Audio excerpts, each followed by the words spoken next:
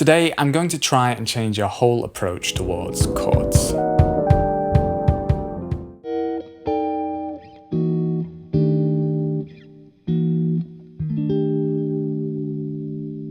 If you've only just tuned in, we're going through Cory Henry's Lingus chord solo, and it's for guitarists because guitarists suck at chords. You know, Coleman Hawkins, when I worked with him, he told me, he said, I don't play chords, I play movements. Chords is just part of the thing. Cory plays chord movements. The melody isn't harmonized by individual chords, but by movement pairs, moving from tension to resolution.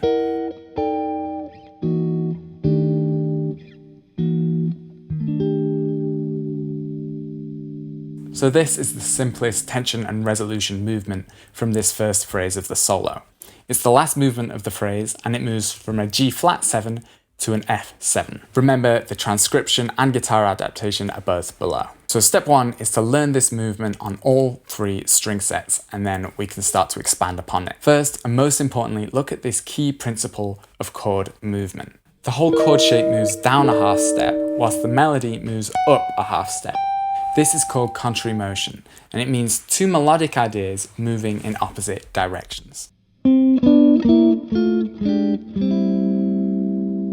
Now, let's look briefly at the theory. Tension and resolution movements are most often dominant to tonic movements. So in the key of C, that's G7 to C, or a 5-1 progression. This can be expanded into a kind of rule. You can approach any chord with a dominant chord a fifth above it.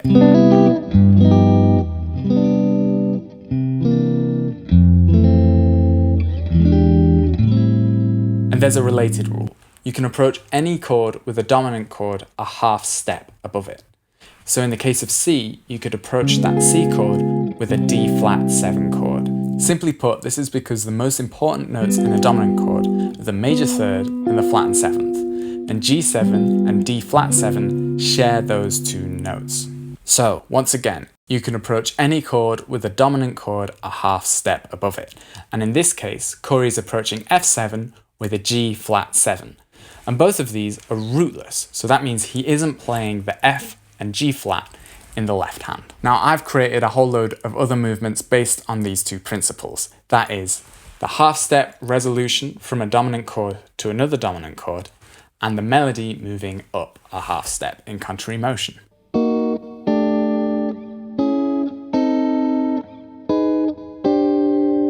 Just like Cory's, my movements are also rootless. In fact, they're all triads, just like the top 3 notes of Cory's chords. Now, the way I recommend you learn these movements is by focusing on the chord you're resolving to. All of these movements land on an F7 voicing. The melody of the final chord is always pentatonic, and most often the shape is a stack of perfect fourths. So step 2 from this video is to learn that in its entirety. The PDF is below, so make sure you check it out. So you're landing on an F7 chord. So let's look at this in a context. F7 could appear in loads of places, but typically it appears as the 5 chord in B flat. So I'm going to do the movement to the F7 chord, then resolve it to a B flat major chord. And I'm going to prioritize the melody and supporting it with a triad.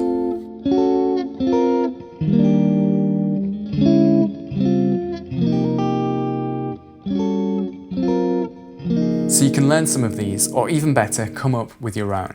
And then, just like I did, take it around the circle of fifths, so you're learning it in different keys and different positions. You'll notice that I sometimes add a 4th note to the chord, and I actually did that in the example of Cory's movement right at the beginning of the video. I've only done that if it's easy to reach and if it adds something to the chord. It really added something to the movement of Cory's. It added the flat 7 to the bottom of the chord, and it meant that I was actually covering all of the notes that he plays in the movement. So here are some of the movements that I've added a 4th note to.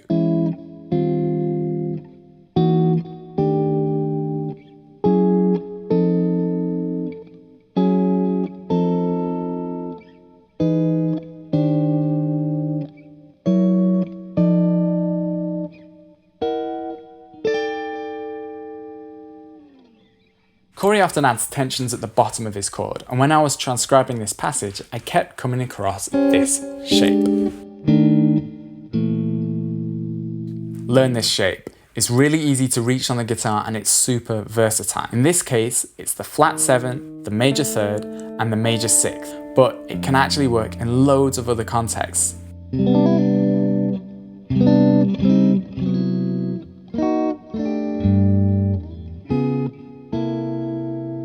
So that was in C, and I used the movements loads.